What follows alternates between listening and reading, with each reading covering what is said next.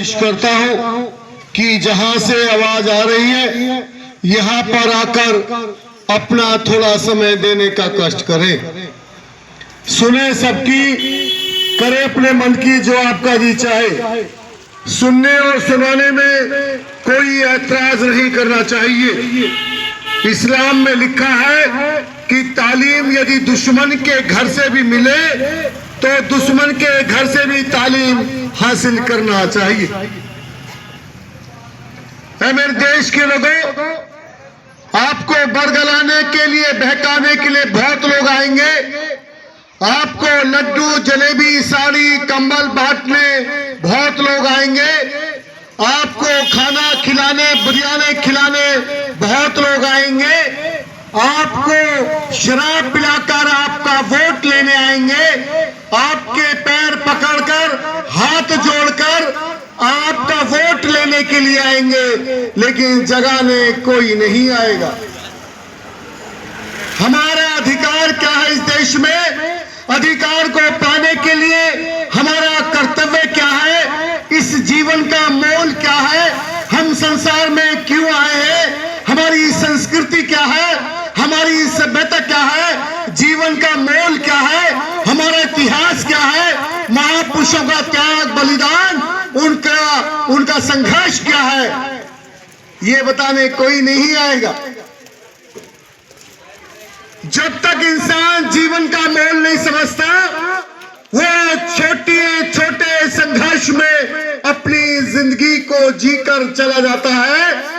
जो आदमी छोटा सोचता है, अपने परिवार तक सीमित रहता है, ऐसा व्यक्ति चाहे कितना भी करोड़पति, खरबपति हो, पीएम, सीएम हो, कितना भी बड़ा नवाब, जमींदार हो, मरने के बाद कुत्ते नहीं पूछते।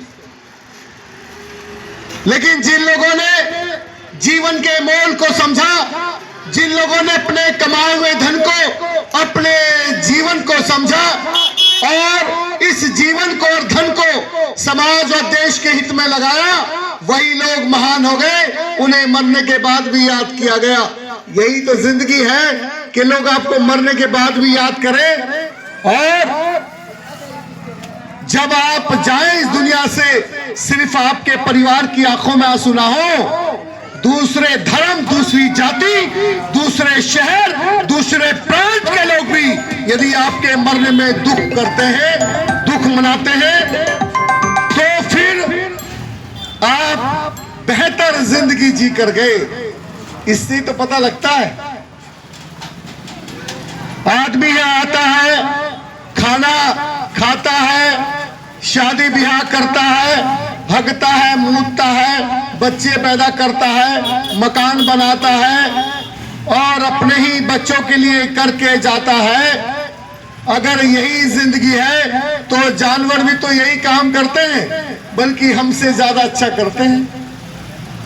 बंदरिया अपने बच्चे को, मरे बच्चे को पेट से लगा के रखती है जब तक दूसरा बच्चा पैदा ना करे या गर्भ धारण ना करे। जो चिड़िया है जिसका कोई अस्तित्व नहीं है, वो तिनका चुपकर अपने बच्चों के लिए घोंसला बनाती है, अपने बच्चों को सर्दी, गर्मी, बारिश से बचाती है। लेकिन ये इंसान है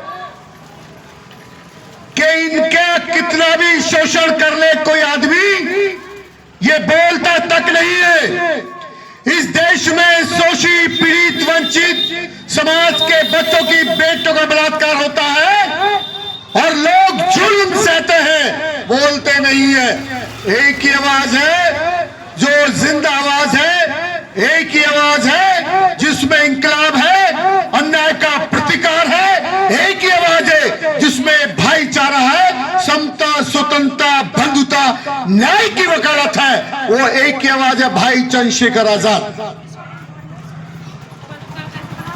हमारे देश के लोगों, इस देश में हमारे बच्चों के लोग अधिकार छीनते हैं, हमारे बच्चों के स्कूल बंद करते हैं, गरीबों की बस्तियों में निकम्मे लोग, सत्ता के लालची कुत्ते लोग ठेका खुलवाते हैं।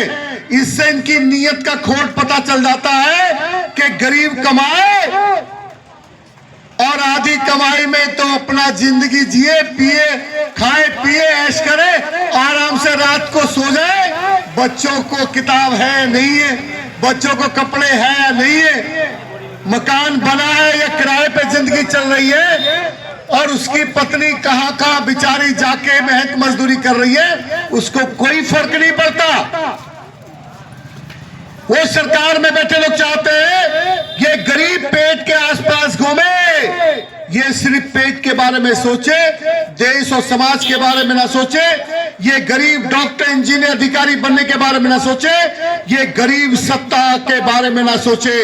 अगर इस गरीब के कनस्तर में आटा रहेगा, अगर गरीब के बच्चे पढ़ेंगे लिखेंगे तो अपनी संस्कृति को, अपनी सभ्यता को समझेंगे और वो जानेंगे कि गरीबी, ये भूखमरी, ये बेरोजगारी, ये दरिद्रता किसी देवी देवता का श्राप नहीं है, ये लालची कुत्तों का षड्यंत्र है जो देश में गरीब को गरीब बनाए रखना चाहते हैं।